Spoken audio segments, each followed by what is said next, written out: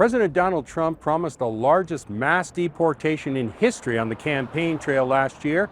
And now that those deportations have begun here in Las Vegas and in cities around the country, illegal immigrants and their advocates are facing a climate of dread. But there's a whole lot more activity and there's a lot more fear. And so some of that seems to be targeted at making people feel anxious and afraid because people don't know who's going to be hit next. Professor Michael Kagan runs the University of Nevada, Las Vegas Immigration Legal Clinic.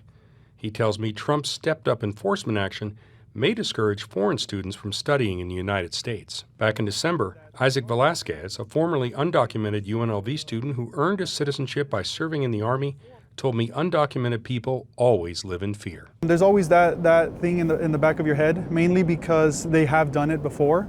And the few times and the times that they have done it, it wasn't good. In this scenario, it seems like it kind of feels like no one is safe. For immigration lawyer Peter Ashman, the fear just may be the point, as even long-time successful immigrants may decide to leave the country before they can be kicked out. And I think a lot of it is designed to probably get people to say, you know what, it's just not worth it anymore. I'm tired of looking over my shoulder. I'm tired of worrying about, why is that van parked in front of the house? Advocates say mass deportation could have economic consequences.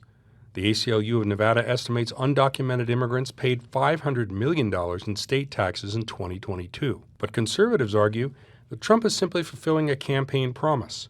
Rafael Arroyo, a Las Vegas businessman, says there's a cost to allowing undocumented people to stay. I mean, we're not turning these people away from a hospital if they're hurt. Their children go to school here. So there is a lot of money that's involved in supporting even the people that are not committing serious crimes. But there may yet be room for compromise. Conservative activist Chuck Muth says if Democrats back off from offering instant citizenship, Republicans may be willing to let immigrants with clean records stay. We need to find a path to allow them to stay here, giving them legal status. The holdup in Congress is that the Democrats insist on giving them immediate citizenship.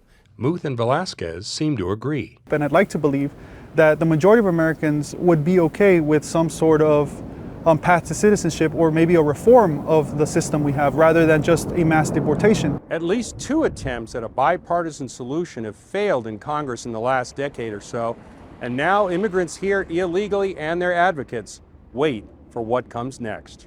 Reporting in Las Vegas, I'm Steve Sebelius.